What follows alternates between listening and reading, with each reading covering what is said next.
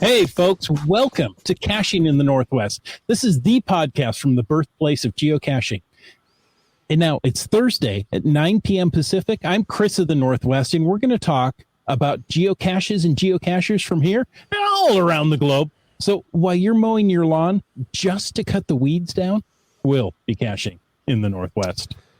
That's right. And tonight, well, we're going to recap a little 20th anniversary event that took 22 years to happen, but we don't need to mention that. And we're also going to talk about the real value of geocaching organizations. And to help us talk about that, our guest tonight is Merlin 1392 from the Michigan Geocaching Organization, or MIGO, or is it MIGO? I'd say MIGO. What do you say, Tim?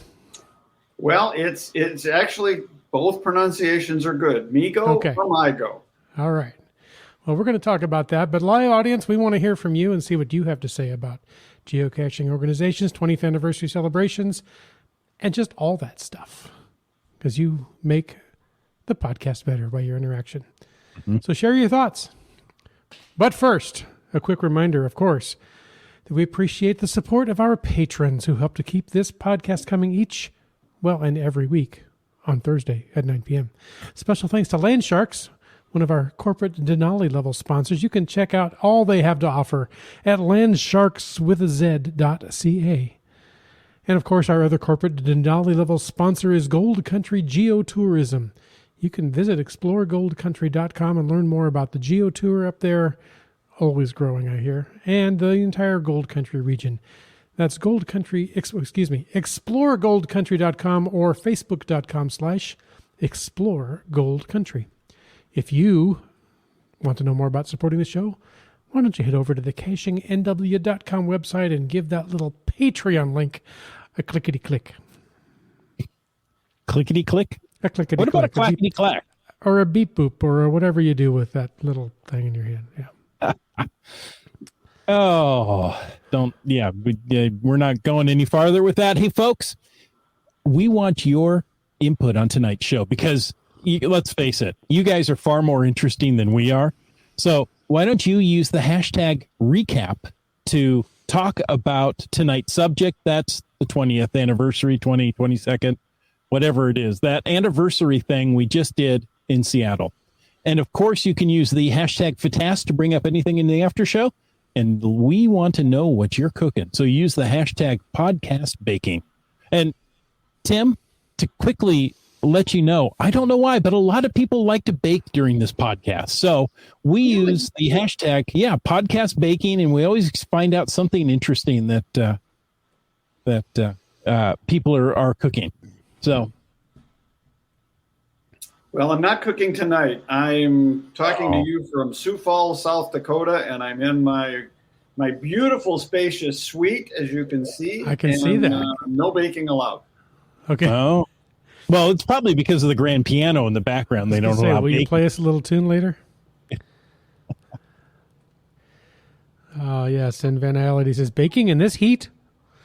Oh, good point. It has been warm lately. Put things out on the hood of your car. Oh, there you go. Yeah.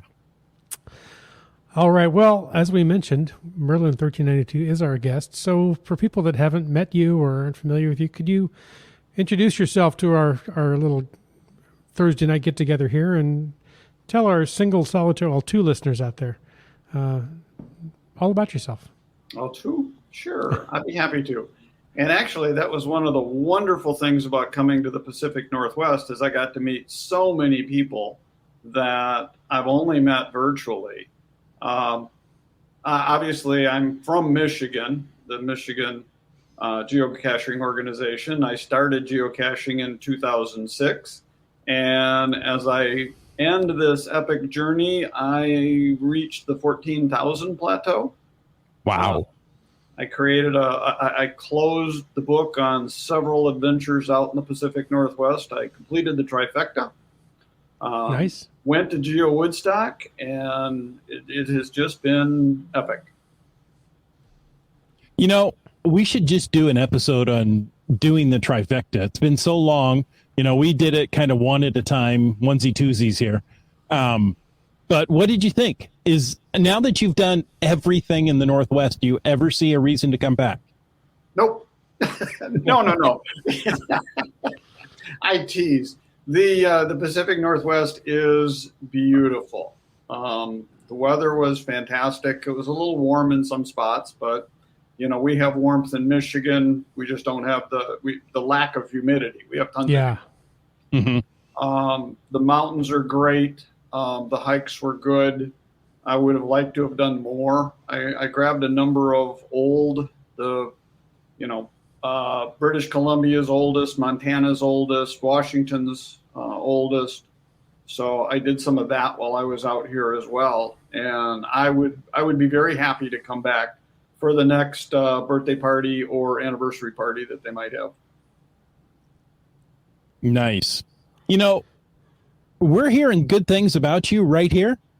Keats94 says, big thanks to Tim for helping me navigate the beaming crowds at Woodstock. He was excellent crowd control. Yeah, I saw Keats live in person a couple of times, and then there were times where he kind of disappeared and I lost track of him. But yeah, I had so much fun in Abbotsford being a volunteer, and I did get to do crowd control, and I was also a photographer. So, yeah. Yes, you in Abbotsford, you took our picture. I did. Yeah. Mm-hmm. Yep. So, yeah, that was fun. And apparently you owe Winos a can of Verner's. Yeah, I do, but we'll get into that later. You can. I had almost forgotten about Verner's ginger ale. Yep, it's a specialty, and I now have to find some because I have a debt that is unpaid. Nice. GSM times 2 wants to know, have you completed your Jasmer? I have. There was a very special vacation I had a couple of years ago. My wife and I just wanted to travel in February to get away from the weather for a little while. And California was having a lot of wildfires, and Florida was having a lot of tornadoes, floods, and hurricanes. And my wife said, what do you think about going to Phoenix, Arizona? And I said, well, let me think about it, because I've been there before and there isn't a lot to do there. And I looked at the September of 2000 Jasmer cache, and I said, honey, I would love to go to Phoenix with you. Great idea. Can I get one cache when we go? And it did complete my Jasmer. Nice. Very subtle. Good deal. Very subtle. Well, I know it seemed like you were just everywhere, both at Geo Woodstock and the 20th anniversary. Every time I turned around, I thought, oh, there's Merlin again. And the Supernauts acknowledged, too, that you greeted them while they visited the GPS maze for the first time in Canada. So other people ran into you quite a bit, too. Thanks for your volunteer time there. Mm-hmm. You're welcome. Yeah, I was traveling on my own, and I met some friends out there, and we each had different caching agendas. And Abbotsford, they had the shiny thing that got me, which was you had to volunteer for 10 hours in order to get the shiny coin. So I volunteered for 10 hours, and I had been involved with the maze in Texas and the maze in Ohio, and I wanted to be involved with the maze in Canada, and did. So I had a lot of fun being the sentry or the host for that. Was it amazing? Yeah. Okay. Yeah. Wits End, you're right. Every time I turned around, I thought I saw Tim somewhere. Yeah. I think I even saw him in my kitchen one day. I don't know how that happened. Yeah. Seebeck Tribe agrees. Yeah. Every time I turned around, she said Merlin 1392 is right there to help or assist. Yeah. Just the kind of guy I am. Oh, you're a nice guy. So gentlemen, what were your overall impressions of the 22nd anniversary event? It was well attended. Yes, it was. Yeah, there were a lot of people. I thought it was very well organized, and they created a lot of space so that people could move around, and you didn't feel like it was packed. Yeah, it never felt crowded. I mean, well, it did feel a little crowded, but I mean, yeah, it never felt uncomfortable that way. There were a lot of people there, but there was a lot of room to move around. Yeah, in the vendor hall there, it got a little tight at times. At times. And I think the line for shop geocaching went out the door all day long. Mm-hmm. Yeah, lately it got shorter, but they had a very good process to get people through the line as well. So I think they did a good job there. You knew it was long lines, when I cut through to go to the bathroom, and I noticed there was just a puddle right there in the line. I'm like, well, somebody didn't make it to the bathroom. They're not going to lose their spot in line. No, nobody was going to give up their spot. Oh, MC3 Cat says the line at the WSGA booth was nuts as well. Oh, yeah. Yeah. Yeah, I helped out with setting that up, and then once the lines got going, I got out of the way, and because it was crazy.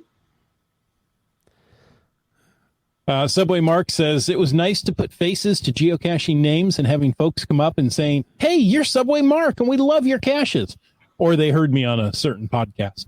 Yeah, and he helped man our table for a while. Yes, so thank he did. you for that. Gave me Thank you so much. Chance to get away and get some lunch and potty breaks and stuff. So thank you so much for helping out there. That was great. GSM times 2 also says it was great. There were so many things to do, and everyone had something to do. And I ran into GSM times 2 in person, live and in person there in that venue. That was great. Who else is there? Just finding our way, looked at the venue. There's another one here. Which one was that one? Well, this one from Seaback Tribe is at HQ. The vendor halls were lines everywhere, even if it was short at times. Oh, yeah. So, yeah, each vendor had a line up at their table. And, we had lines at our tables, too. So thank you so much that everybody who stopped by and said hi. It was so nice. As Subway Marks said, to put faces to geocaching names, right? Right. We say your name often, and it's really good to see you in person and attach a face to that name. Yeah.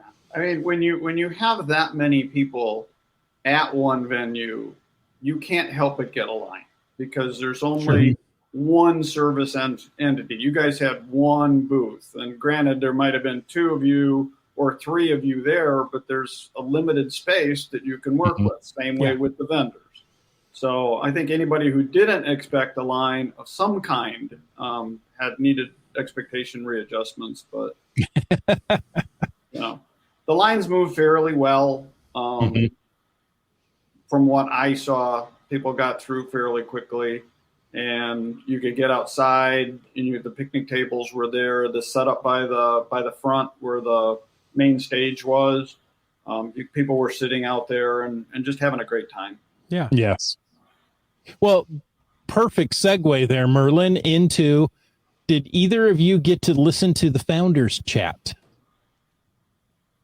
There was all 3 founders, so Jeremy, Brian, and Elias. And I've never seen Elias in person. I still have never seen Elias in person. I think I got there during the Q&A, which I'm not sure if that was the founders talk. I was trying to get there during that. But it was just Jeremy and Brian up on stage with Chris Rockchalk asking questions. And it was kind of great because Chris threw out 2 or 3 questions the whole time, and Brian and Jeremy just went off on each of the questions. And a lot of history, a lot of background, a lot of, where do you see geocaching going? So I found that very interesting, but I did not see Elias. Okay. Well, I know he was scheduled to be there, so I hadn't seen him either. Jeannie says, I really appreciate that Brian Roth seemed to be totally available. I mean, he was around our booth for quite some time as people stopped and talked to him, and he's incredibly approachable, right? Yeah. Oh, hey, nice to see you. Thanks for geocaching. Do you want one of my tags? Yeah. Yeah, Brian's an incredible person. I got to spend some quality time with him in Abbotsford and met him outside of HQ on the day that I went there. And I had some special coins for him. And he said, have you got one of mine? And I said, no. And he said, well, wait right here. I'm going to run up to my office and get one for you. Nice. Who does that? Yeah. Brian does. Yeah. Brian does, yes. Yeah. Nice guy. Yeah. Yeah. I did. Cash Line says the only thing would have made it better if Elias could have made it. Okay. Yeah. The Supernaut said we only saw Brian and Jeremy. Okay. Yeah. That's good. Well, I never actually made it out to any of the live stage events there, but I hear they were really good. And GSM Times 2 says that the sound system for the speakers was terrific. So that's It really often was. a problem with I a big thought, yeah, group that like was that. really well done. So that was good. Yeah. Good to know. But yeah, Yep, it I looked made good. it for the music portion, and that was really good. And then the closing piece was good. Kitty Quest says, I heard / read much of the history and stories they told before, but it was really different and cool hearing them tell it in first person. Yeah, that Right. always adds something to it. Mm-hmm. Yeah, Seabeck Tribe wanted to know if, where did it go? By chance, did they record in those talks? I don't know. Maybe somebody in the chat knows. But I didn't notice it if they did. They didn't mention it if they did. right. Right. I was out, and that was one of the times I was able to freely move about the cabin. Yeah. And I just happened to be up near the stage when I saw our friends, Team Noltex, and they're like, "Oh, I'm so glad you're here. Would you sit up front so I can just look and talk to you?" Because they had to go up and do a talk, and they were kind of nervous about it. And I'm like, "Yeah, you know what? I'll sit here for you." And so, we made that uncomfortable eye contact during their entire talk, and you would never have known they were nervous. Yeah. So they talked about, how to make great caches, what are great what are the ideas behind it. And they did a fantastic talk. I was hoping to hear their presentation, but I missed that one. They contribute so much to the game. They make so many great caches, brought some great caches up there. And I'm so glad they got some recognition up there. That was great. If you did one of the adventure stops, the Plinko game, that was Team Noltex. And if you did another adventure stop, that was the bilge pump that probably didn't work by the time you got there, that was them as well. I can almost guarantee it didn't work by the time you got there. Yeah. That was a shame. But that wasn't their fault. Food Again, was good. Not that many people trying to do gadget caches. Yeah. Yeah. I know that Team Noltex, they brought tools and replacement parts and stuff, but sometimes things just, they break beyond the repairability on site. Yeah. Yeah. So and then Goblin Dust and Bounce did the others. Okay. And, that gives you just a taste of some of the incredible gadget caches that we have in the area. That, you recognize these names if you've listened to more than one episode of Caching in the Northwest. Yeah. And now you see why. They are fantastic. Yeah, I went to a Bounce event where he basically opened up his travel bug lab, and they're all amazing. Mm-hmm. Nice. Food was good. There was, there was plenty of vendors available. Let's see, what did we have? We had lunch in the Armory, or from the Armory. Yeah, we did. So kind of a food court right there on site. There's lots of options in there. And we had some kebabs from in there. There were food trucks outdoors. And of course, it's in the middle of Seattle. So if you were willing to walk outside of Seattle Center, there are other options available too. So lots of great options. I was really happy. The line at the food trucks, I didn't know about the Arbor Center. And the lines at the food truck were really long, except this one. And the one happened to have sushi. And I got a fantastic lobster roll for reasonably priced, and it was an excellent lunch. They do make good sushi in Seattle. Yeah. And I was going to say, well, it's a big downtown environment. You're going to pay a little more, but then you just spoiled that for me, Merlin. I thought it was priced fairly. I mean, I expected to, be gouged at the Seattle Center, but Right. I really didn't feel I was gouged. I felt I got fair value for what I paid, what I ate. Jeannie says, I also enjoyed Bounce and Tricassius of Gilby's presentation. So there you go. More presentations. Missed that one too. Doggone it. Yeah. I need a time machine to go back and let's do see. these things again. Somebody was talking about somebody talked about recording. Cash the Line said they were definitely people recording, but whether they recorded segments, the whole thing, and how good the audio is, who knows? Yeah, I don't know if there were any official recordings that are going to be released later or not. The HQ social media team was around the park all day, Brightling says, but again, we don't know exactly what's available. I would be willing to bet they recorded it for archives, but whether those will be made available, I don't know. Right. Well, and all the lackeys were there, right? So there was more than enough lackeys to find it. I think before the show, Breiling was saying there were 60 lackey cards to collect. 66, I think he said. 66. And so, that's a good number to have there. Yeah. Yeah, it's a good thing the event was on Saturday, because I don't think anybody would have been at the office. Yeah, no kidding. Yeah, exactly. Yeah, so on the subject of sushi, Subway Mark said had a spicy tuna burrito at the sushi food truck. Super yummy. Seabeck Tribe says the sushi food was awesome. The line was nothing. And, of course, Breiling says, as long as you didn't have gas station tuna. He should go and start a food truck. Oh. So I had the opportunity of meeting up with Captain Cookie, one of the lackeys. You know what? I'm going to play some audio just because I can, and I recorded it while we were there. In fact, we were live because you hear all the people around, and a helicopter came by at the end. So we figure, somewhere we were on news, but I didn't find it. I recorded all the local news, and we weren't mentioned. That's a real shame. But let's listen to this. I am here at the 20th anniversary celebration event with Captain Cookie, or Adam, as my given name was Adam, but my player name is Captain_Cookie, and I have the pleasure of working on the community engagement team at Geocaching HQ in Seattle. Nice. So that makes you official lackey. How long have you been there? I'm 14 months old. Okay, as a lackey. Yes, so I'm 14 months old as a lackey, but I was a player for much longer than I've been a lackey. Nice. So I started caching in 2015 okay, as sort of a summertime hobby. And then every summer I had, a phone, free time, and sunshine. I grew up in the Bay Area in California.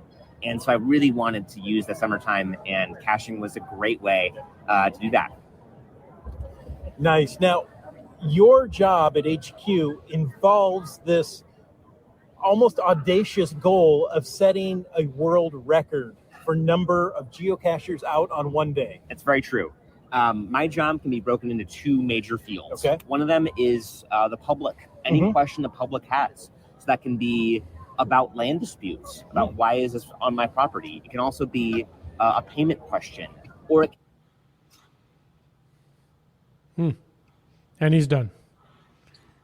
Did you mute him or just mute yourself there, Chris? Instagram, Twitter, and our new Sorry about that. project of sorts in 2022 was TikTok, and it's just been an awesome experience. Nice. But our current project or scope is the Geocaching 2022 World Record Attempt, which we lined up to hopefully be a confluence of many things at once. Right. So it's International Geocaching Day around the world, August 20th. Plus, of course, we have Geocaching's 20th birthday, which was delayed a bit That's to right. 2022. Anticipation, it just makes it bigger.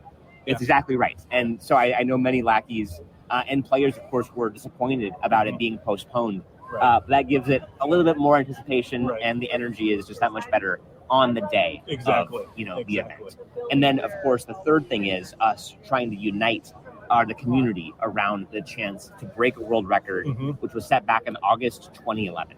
Perfect. That's what I was going to ask you Yeah. when the previous one was. Now, that was during the 31 Days of August souvenir challenge, shall we say, or promotion? Definitely. Yeah. It was during this time where there was a souvenir being awarded on every single day of August. So that means that a geocacher could geocache on every single day of August and be awarded a souvenir for every single day. So that means August 1st, August 2nd, August 3rd, so on to the end of the month would be a new souvenir. That was a very unique promotion at the time that we haven't recreated since. And so we thought, what was going on in August 2011? And it was a weekend when the world record was set. But besides that, it was the only other promotion going on at that time. Okay. I wasn't even a player when this was happening. So it's a little bit of history for me. But we thought, why not enable the community with all of these factors already happening to just kind of unite around a shared goal, a global goal, you might say. I love that idea. Yeah. I love that idea. So, we've got the 20th anniversary event today, right? It's huge, much bigger than I thought it would be, yet at the same time not, right? I mean, we've got a great area here at Seattle Center that can handle the thousands of people that have come in. Do you think this record is going to be broken today? I'm optimistic. I think that the global geocaching community is a little bit incognito, you might say, at a big, even a Giga event. There's a lot of people who are there that come out of the woodwork, you might say, and it's a chance to see a lot of people at one time. Right. But you're right. There's geocaching happening around the world all the time. It might even be accurate to say that there is someone geocaching around the world every minute of every day, no matter where you are in the world. I think that would be correct to say, And so even at these events, you see a lot of geocachers, but there are a lot of geocachers who don't attend events and who geocache in other ways. And so you're right that the event is big, and it's been a really great event so far. But it's also fair to say that there are a lot of people who wouldn't attend an event. The whole goal is to get the number of geocachers out moving today, not the number of geocache finds. That's quite right. It isn't about how many geocaches you can find. I mean, there are players who can find 1,000 geocaches in a single day, but that is not the main scope of this attempt. It's about number of unique accounts that are finding geocaches or logging an event or interacting with an Adventure Lab location. So that means no matter how you play, whether that means you're a geocacher who loves traditionals, a puzzler, someone who craves events, or someone who likes to just do Adventure Labs, every way that you can geocache or use Adventure Lab is a possible way of helping the community to break the record. And so we wanted to include people who may not like events, or who may not like traditionals, or who may not like Adventure Lab. Every single way is covered, we think. Nice. Nice. Now, when will you know the official number of geocachers out on this day? Yep, we have to do a little bit of number crunching.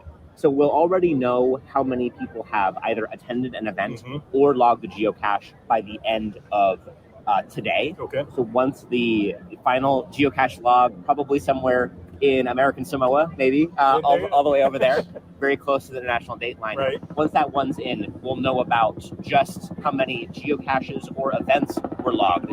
But in terms of Adventure Lab, that requires a bit of number crunching, because it's a whole other database. Sure. So we're thinking in the week after, we'll have all that we need to know to make a call about that. Fantastic. Well, I mean, we've got media coverage overhead with the helicopter, right? Yep. So, I mean, it's going to be big. Everybody's going to know about it. Thank you for taking the time to talk. You're so welcome. We'd love to have you on the podcast some other time. Yes, I would love to help out. And if you're hearing this, I really hope that we did it. And so sending some good vibes. There you go. Yeah. Thank you. There you go. I mean, the media was there, right? Real helicopter. Yeah. I apologize. I hit the button out of instinct because I coughed. I forgot that, I'm still hearing it. So everything must have been fine. So, well, I think we all know now, bad news, we didn't break the record. But the good news is that 112,477 geocachers came together on International Geocaching Day. Now, if you happen to be at the event and log the event, you got 3 souvenirs for just being there. Right? You've got the International Geocaching Day. You got the world record souvenir because they gave that to everyone. And you've got the 20th celebration event. So 3 souvenirs, 1 log. Yeah, that's pretty good bang for your buck right there. Yeah, that was fun. And I really don't know how we didn't set the record. They advertised it ahead. We had so many people there. I went to my local geocaching groups, and I know they were out on the day logging caches. So, I don't know how we didn't do it. Right. Somebody said I should have made more ghost accounts. Mini-Mag, don't do that. Just say no to ghosts. No, just, I ain't afraid of no ghosts. well, I think they only came up short by like 14,000, didn't they? It wasn't that short. Something like that. Yeah. It wasn't. Yeah. It was a really good attempt. And, I think they had all the ducks in a row that they could. I still don't know what happened in August 2011. Was it good weather around the world? Yeah, it's hard to say. Yeah. But, 112,000 people still got out and had a good time, enjoyed the outdoors, found a cache. So that's right. That was great. That's right. And somebody had said that they still they cache by GPSR and they have not yet logged their caches south of the border. Oh, there you go. I think it was Cache the Line. It was exactly Cache the Line. No. I can't find it either, but we saw it and it was there. Yep. There we go. Still have to log my drafts. So there's a chance that number could creep up a little more, right? Mm-hmm. Well, and that's what we're hearing here. Why not? I'm not sure how they consider the fine count, since many people still haven't converted their final draft or the drafts into real logs. Right. So. Yeah, unless they're counting drafts somehow. I don't know how it works, but. But we had a good time. That's right. Lots of other people did a lot too. of fun. Yes, so much fun. Got to see a lot of great people, lackeys. Gia and JT Coffee have been mentioned several times. Yeah, JT Coffee's in the chat tonight. Yep. Interacting with a lot of people, so thanks for joining us. Thanks for the lackey card. Yes, thank you. Yeah. The lackey cards were a big hit. Yeah, lots of a people. lackey card and a hug from JT Coffee. So my day was complete as we started right there. Even before you saw all the crowds. That's right. Now, Merlin, you're part of the Michigan Geocaching Organization, or MIGO for Correct. short. Tell us a little bit about that. Well, I'm going to first start with a definition and how we define a geo-organization as opposed to a group or a Facebook group. So in the state of Michigan, we are a state recognized, we have a federal tax ID number. We are a legal entity, as opposed to Facebook, which is just a collection of individuals. MIGO can enter into contracts, and we have with the Michigan Department of Natural Resources for our Geo Tour, and no single person is liable for the execution of that contract. The entire organization is, and we have a board of directors and we have an executive committee that drive the administration of the organization. So that's the start of it. And I joined the organization about 6 years ago as a newbie, and I was like, what the heck is a Geo-Org and what am I getting myself into? So I reached out to a couple of other organizations and talked to Norwest up in Alaska, and MC3 Cats reached out to me and said, here's what we're getting into. And I said, well, this is a great thing, you guys. Thanks for helping. We should put a group together of all the Geo-Orgs and start sharing information around one another. And they were like, yeah, that's a great idea. Yeah. So we did. That's a geo organization. Yeah. So it's our Geo-Org of Geo-Orgs. We need a good name for it. We haven't got one yet. But MC3 Cats set up a group chat in an application called Slack. And I went around and started recruiting different Geo-Orgs from around the country. And then we were talking with Brian about the Geo-Org notion. And he was like, why are you thinking small to the United States? And I said, good point. So we started to invite people from around the world. And so we've got, I think, 5 different countries represented on the Geo-Org. And the whole purpose of the group is really to share things, to share ideas, to share common ground. We're all in this to support the community. We're all in this to support geocaching. And some ideas are, the ability for all of us to be smarter than any one of us is what we pull out of this group. And we recently had an opportunity to really go above and beyond that. Well, I agree with that. Hold on. Merlin, that was incredibly well said. And I'm glad that this podcast is recorded so that we can play that back. And maybe we just put that out on the internet all by itself. Yeah. And there's your reason for geo organizations right there. So I am a big proponent of geo organizations. I'm a member of my local geocaching organization. And I'm also a volunteer for it. So, go and join your local geocaching organization. It's more than just a Facebook group. That was so well said. People just see it as, oh yeah, that's where I get coins, or that's where, I can, go to join this and we go have an event together. It's more than that. Yeah. It's much more than that. Yeah. There's a lot of behind the scenes that support the game. In Michigan, we do contests in the month. We do photo contests. We do games with the game. We host an annual picnic, which unfortunately for the second year in a row was while I was somewhere else. And it's held on the 20th of August. So again, I know there were a lot of people out on the 20th geocaching at our event. We do a winter event. I mean, Michigan is known for winter. So we have our winter social, which is generally in February. And this year it's going to be in the northern part of the state where it's really cold. So yes. We have a contract with the Department of Natural Resources.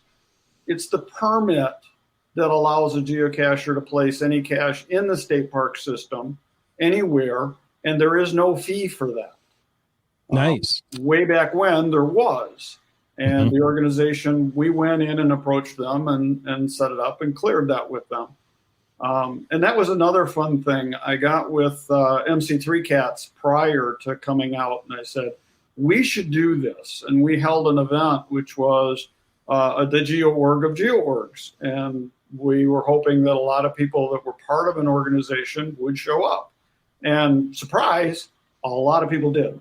So I think we had like 100, 125 people attend that event. And got to meet some of the people that are part of the org from the Wisconsin geocaching, South Oregon geocaching. Obviously, Washington State geocaching was well represented. So met some folks from the Bay Area. So a lot of organizations were represented. BC, Alaska.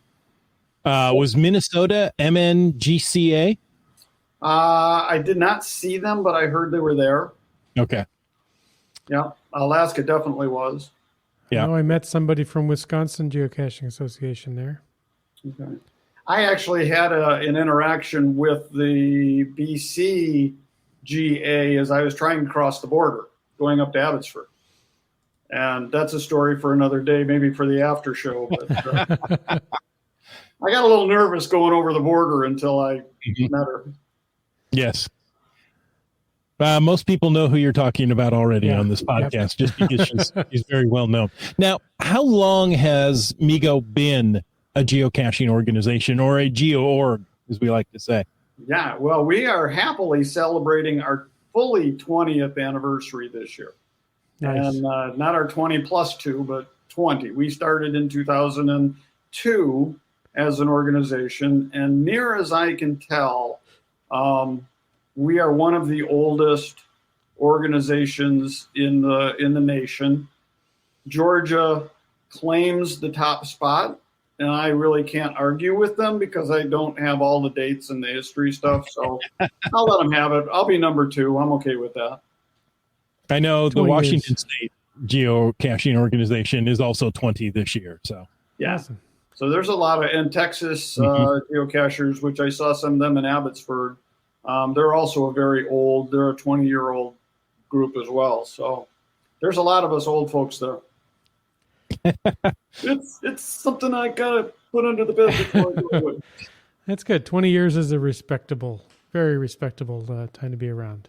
exactly. So, Well, okay. One of the real reasons I wanted you on tonight is because you're involved in a story that could have ended significantly differently. Yes. And it was because of Geo-Organizations. Could you give us a little detail of what's going on without being too specific for obvious reasons? Sure. And yeah, the incident itself highlighted a way that Geo-Orgs can work together that I hadn't even dreamed about. So a husband and wife team from Michigan each had a medical episode. She was in the University of Washington hospital. He, as a veteran, was in the VA hospital. They were separated. Their camper was in the parking lot of the VA, which is not known to be a real safe place. And they had 2 dogs. Animal control was called in to take the dogs. And we kind of know how animal control, the reputation that they have, good, bad, or indifferent. So there was a lot of stress going on in their life. And we had to deal with it. It was an emergency kind of situation. And she reached out to one of the board members of MIGO, who she knew was there and had his contact information. And this was Sunday night, real late, that he got a call. And they were in Portland, and they were headed south from Portland. And they were like, well, we know Merlin's in town. Let's see if we can ring him. Well, a couple of bad news things. I'm hard of hearing, and when at night I turned my phone off, and so Sunday night I didn't hear anything. Monday morning I get up to a flurry of calls, emails, and texts that says, these folks have a problem. Can you help? And I have a hard stop to be back in Michigan to teach a class. So it was like, no, I can't help directly, but I know people who might be able to. And trying to engage local resources to help these people are probably the best. Because I don't know what I'm doing in Washington. I don't know where the best places to go are.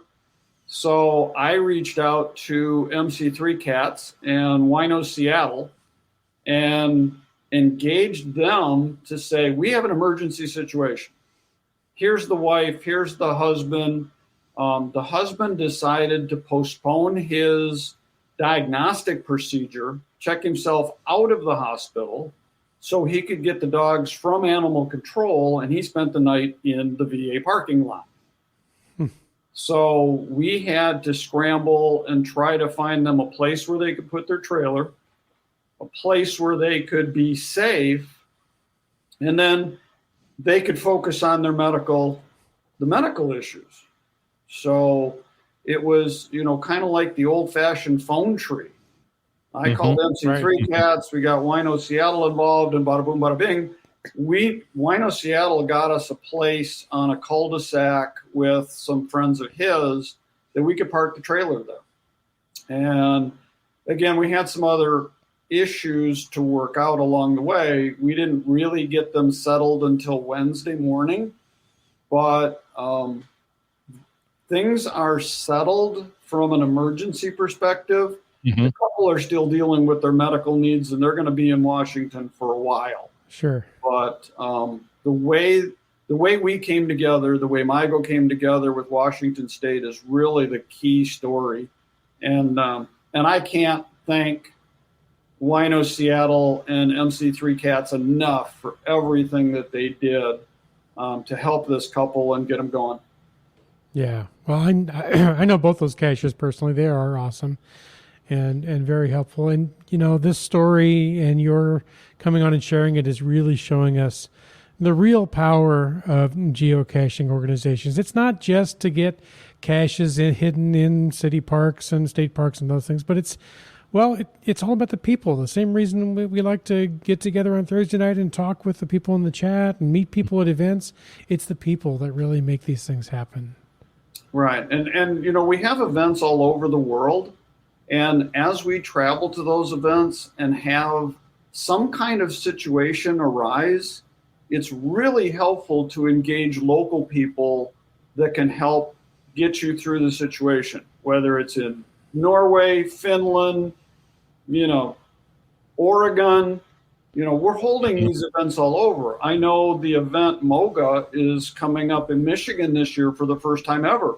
If somebody has a problem there, I want to help. I want to make sure that they have as positive an experience as possible with battling whatever emergency they're battling.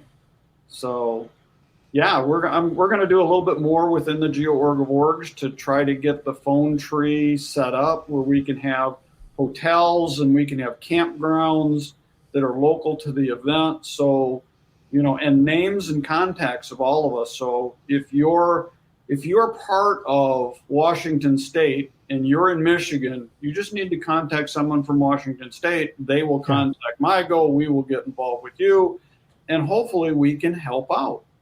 Right. I mean, having to go to a hospital outside your town is stressful enough. But when you're all the way across the country and you don't have your standard resources around you, that's incredibly stressful. So having the geocaching organization step in as a family to help is something that I needed to talk about on the podcast. So I want everybody to go join a geocaching organization for the purpose of helping people, because people like to help people. Yeah. We got CBEC Tribe that says, way to go, MIGO and WSGA to help out those in our community. And, you don't have to join just one. You don't have to just join your local one. Wino Seattle said right here during the podcast, he said, just join MIGO as a trial member, non-region affiliate membership. So you can join other organizations too. I know people here in the Northwest are members of both BCGA and WSGA. I think some of those, you have to be a BC resident for BC. Anyway. Yeah, I'm actually a member of WSGA as well. Yeah, so that's great. And thank you for all that. Yeah. So we in Michigan, we split into 5 different groups. We have 4 regions within the state, and then we put our 5th region, which is anybody who wants to join outside of Michigan. And they can participate in the contests and, win the awards as well, part of the 5th region. I'm also part of the Ohio geocachers. I don't like to talk about that a lot because that's that state down south, but I am part of their. Chris knows what I'm talking about. I know. I've said Michigan more than I want to tonight. That's why it has to be my go. It can't be that other word. That state up north. Yeah. Right. So you can be part of more than one organization, and it won't hurt. Many of the organizations are free. As Wino Seattle mentioned, we do have a free trial spot to it, and then we also have a premium level membership, which gets you shinies and trinkets and more chances to win in certain things. And I know WSGA does as well. A lot of them do. Geocaching is free until you really want to do something, and then you've got to have funds to support it. That's right. Yep. We see in here several MC3 Cats is a member of Geo Alaska. Yeah. Minimag wants to know, is there one in Southern California? Of course there is. I don't know what it is right now, but GSM times 2, we're going to need your help there. Maybe there's one in the area. Let's see. Oh. I know that there is one in Baja, Michigan. No, Yeah. that's Baja, Michigan. Yeah, Ohio. The Bay Area, San Francisco has Yes. a geocaching organization there. I know California is a pretty big state, but yeah, I would say the Bay Area is who they want to connect with, or start their own. I was just going to say that there's always the option to start another organization. Yeah, and WSGA has many members outside of Washington, even foreign countries. In case you need to know, the basic membership for the WSGA is $15. Premium is $25 with the coin. With a coin. with Shiny. Oh, there you go. Geocachers of the Bay Area is the official one there. So each one of these local Geo-Orgs is a network of people with unique skills and knowledge. So if we can tap into that resource to help our fellow geocachers, then we've truly made a positive change in the world. That goes beyond the game of geocaching and affects people's lives. Right. So one more thing, Chris. Please. If people are looking for the Geo-Org and can't find it, they can message me and I'll pull someone from the list. If you are a Geo organization and you're not on the list because I haven't contacted you or you haven't responded to me, again, send me a message and we'll make sure we get it. If you want to start your own organization, message me. We'll get you into the group. And we do have people that understand the difference between a 501c7, a 501c3. There's a lot of different designations. And we, again, our membership can help with that. And there is no membership fee to be in the organization. You just have to say, please. Oh, well, that leaves some people out right away. GSM times 2 says SoCal may be too laid back to have their own organization. Possibly. MC3Cat says, see his event, which has many logos of the Geo-Orgs mentioned, as well as many, many others. Oh, great. True. Perfect. That's GC8Q8NY. That must have something to do with Queens, New York. Must be. I don't think so. But the geocachers of Long Island are also a geo organization. Yeah, there you go. Merlin, thank you for staying up. I know it's late, not as late as you normally are, but late nonetheless. So thank you for joining us. We certainly appreciate it. My pleasure. Thank you for having me. And you know what? We're going to have you on again because you're also a diver. Yes, I that am. does geocaching. Now that's interesting. Okay. Until that time, folks, we want to thank you for tuning in. We hope you enjoyed this episode of Caching in the Northwest. That's right. And I'd like to take a moment to again thank Land Sharks and Gold Country Geotourism, our corporate Denali level sponsors. Landsharks.ca is the outdoor adventure and geocaching store. Check them out online, and they ship online orders daily, so you can get your order in there. And, of course, for absolutely amazing geocaching adventures, check out exploregoldcountry.com. That's right.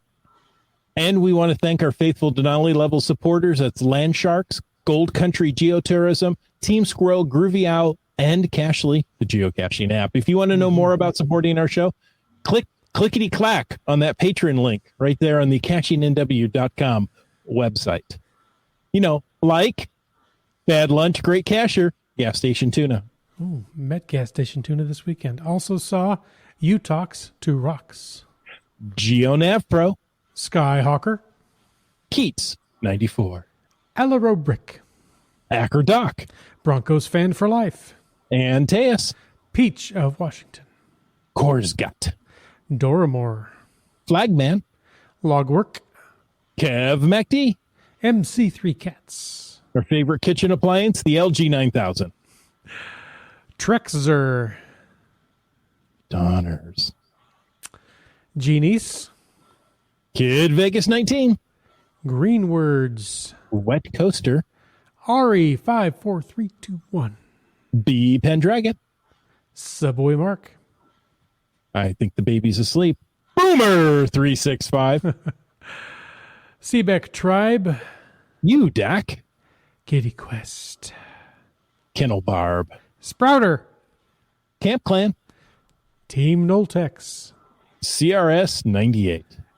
M-Nerve, 3 hams and a rose. Sega Hove, Tick Magnet. J-Car, Limax. Just Finding Our Way, Fairwood West. and GSN times 2. Thank you to all those patrons. Thank you for supporting the podcast, because you help to keep this podcast coming, and you help us, well, you help us to attend events. I want to personally thank you for helping cover some of my costs to travel to these 2 big events. I'm not sure I could have done it all without the help of all of you. And of course, we thank Merlin 1392, there he is, for joining us tonight. Thanks so much for coming on. Hey, if somebody wanted to reach out and get in touch with you and ask you about one of your great caches, or your volunteer experience at Geo Woodstock, or how to get started with a Geo-Org, what's the best way to get in touch with you? Probably just through geocaching messaging at Merlin 1392. Perfect. Great. And folks, thanks for taking the time to listen to this episode of Caching in the Northwest. Your support helps keep the quality shows coming. If you like the show, click the Patreon link on the CachingNW.com website. If you didn't like the show, let us know what you want to talk about, because we'll probably do it. In either case, please subscribe on Apple Podcasts, Google Podcasts, Stitcher, iHeartRadio, Spotify, and more. Subscribe and give us a review. Now, if you were in a restaurant, you would tip. If you were in a live audience, you would clap. But since you're on a podcast, leave us a free, fabulous, fast, fantastic 5-star review. You can always call 253-693-TFTC and leave a comment, ask a question, or join your local geocaching organization any time of the day or night. And of course, you can email us at feedback@cachingandw.com. You can join us live every Thursday night at 9 p.m. Pacific for a live show. And as you've seen tonight, even livelier chat. This show is produced by Chris Umpenauer, Jim Paulwitz, and Jay Kennedy. It's licensed under a Common Creations Attribution 3.0 license. Copyright 2022 by Chris Umpenauer. And folks, I ask you to stay tuned for The After Show. That wasn't one breath, but I got through it. Not bad. Not bad at all. Oh, we have to go here. Podcast baking. Cooking burnt ends from briskets I smoked today. The rub was from Rendezvous in Memphis, Tennessee. From the Rendezvous in Memphis, Tennessee. Wow. I'm hungry. Yeah. That was one of the giveaways from the Cache Fest 22 event. I have not tried mine yet, so. You have some? I do. Dude. GSM times 2 wants to know if Merlin, you grew a beard just to fit in with the show. Pretty much. I left it pretty shaggy because it's been 22 days since I've been home to trim it up. So I like it a little tighter than it is now. Okay, let's see. What else do we have? Here's some more podcast baking. Just finish up some meal prep for future work days. Made some Tex-Mex chicken pasta. Ooh. Now, I know a lot of people were able to go into Gold Country while they were up There you go. 2 weeks ago at Geo Woodstock. So just finding our way, enjoyed about 30 of the Gold Country caches. You know, that's enough That's to good. get yourself a gold bar. Did you do any more that you didn't enjoy is what I want to know. They enjoyed 30. That's right. No, you enjoyed them all. I did a lot of labs in Abbotsford because I traveled all the way out there. I didn't want to travel. So the Gold Country is on a future visit. Yeah, it's worth it. You know, that's another 21-day trip to go through doing all of Gold Country.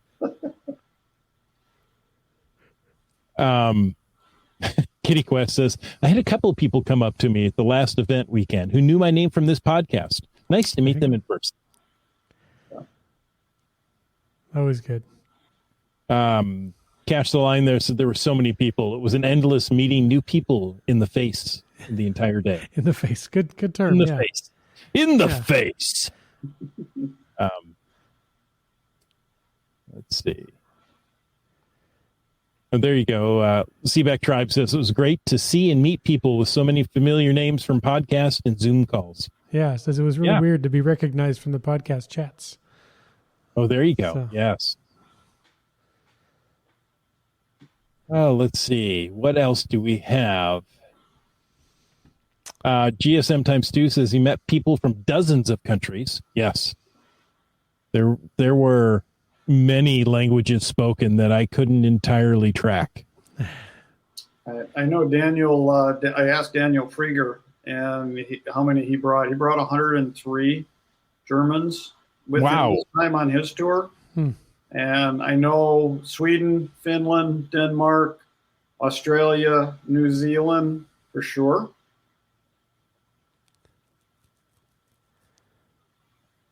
Yeah, that's impressive. I met lots of people from all over the world.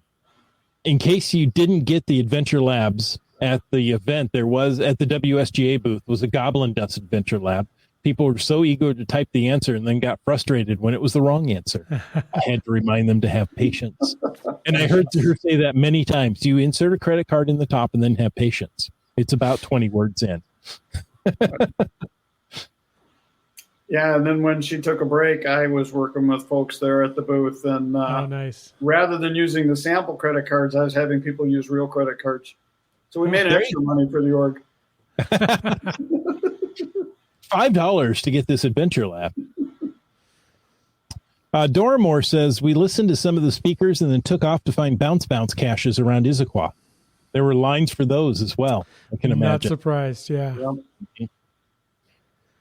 Wino Seattle's favorite part? The beer garden. There was a beer garden. I did not get to the beer garden. What? I know. Right? I walked past it on my way to lunch, but I didn't make it inside either. Let's see. GSM times 2's. It was fun talking with geocachers turned lackeys, such as Gia and JT Coffee. They were both thrilled to be tending as lackeys. Yeah, that's great. Yeah. Yeah, that was fun up in Abbotsford. Cash the Line, myself, JMJ from Wisconsin, JT Coffee and Gia set the record for the most people in the TARDIS. Yes. We had 5 of us in the TARDIS. But there's plenty of room on the inside. Well, it's bigger on the inside. Yeah. Wibbly wobbly, tiny wimey stuff. GSM times 2 said we should have a recount. Yeah. Of I think we should. Yeah.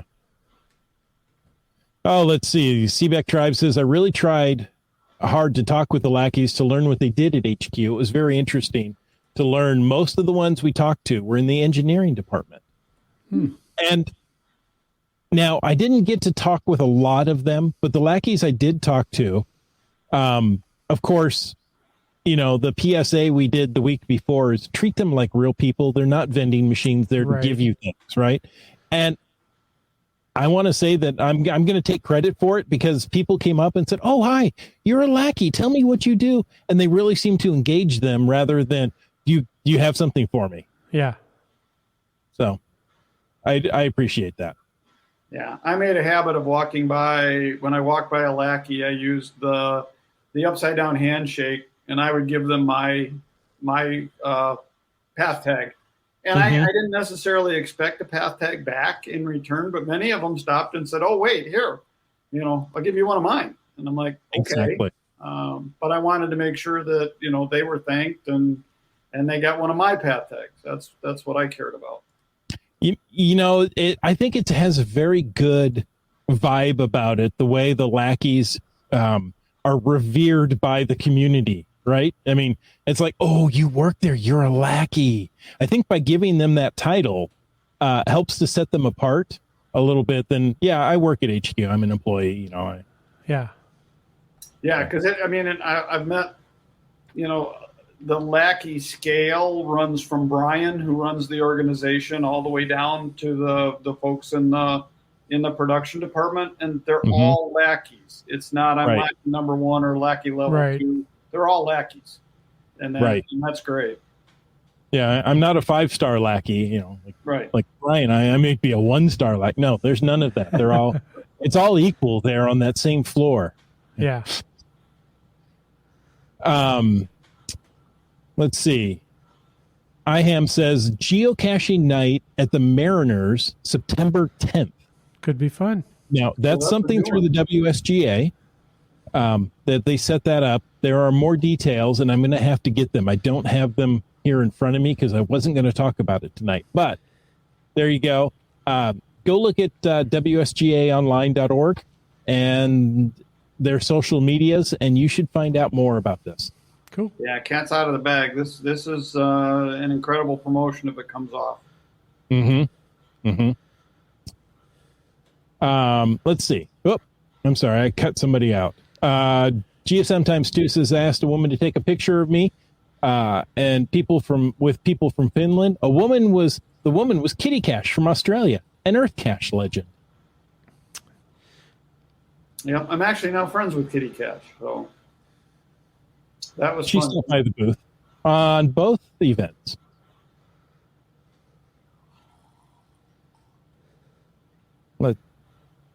There we go. Fatas, a new episode of Keats 94 Geocaching Adventure goes live at 10 p.m. or 10 a.m. tomorrow. The center of the universe as I explore funky Fremont area and some of the awesome caches there too. Now, Merlin, did you get to go to Fremont at all? And, at least shake hands with Lennon? And we're not referring to John? That one, I guess I don't know. I was around Fremont. I did the Geo tour. Mm-hmm. And I did tour HQ, but nope, I have no recollection of what you're talking about. Okay. Let's see. Here's another one from MC3 Cats. I was glad it all worked out from the couple from Michigan. Such a crazy situation to happen. It was fantastic. The two organizations stepped up to help them out. Yes, it was fantastic. That's great. Yes. Yeah. And that's what I wanted to talk about. Geocaching organizations. Fantastic. Yeah. Now the ongoing story is that they are still in town. Mm-hmm. He has delayed his procedure yet again because she is back in the hospital. Oh no. And in my estimation, most everything that they're dealing with is stress related. Mm-hmm. His heart issue is stress related. She gave me the name of what her neurologist said. It wasn't a stroke. I probably can't find it fast enough, but it ostensibly where her brain rebooted, and during the reboot process, her sight went away and she kind of dropped, got real dizzy, Wow. And so she's been in a bit of a fog for the last couple of days as her, synapses start reconnecting and stuff like that. And I think just the stress of trying to worry about him getting taken care of, because her medical team advised them not to travel until he got properly checked out, because there's this gap between about Spokane and South Dakota where there's very few services along the way in hospitals. So, they strongly advise them not to travel, and they get that, but it's still very stressful even where they are, just trying to deal with one another. Wow. Incredible.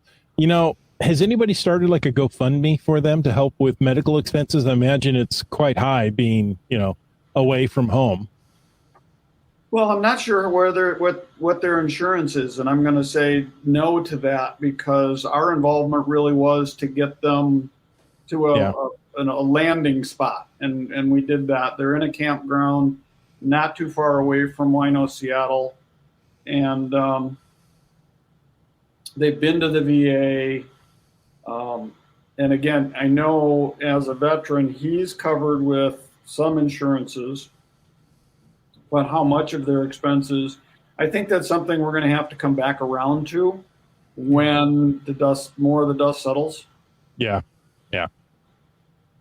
Well, thanks again for coming on, folks.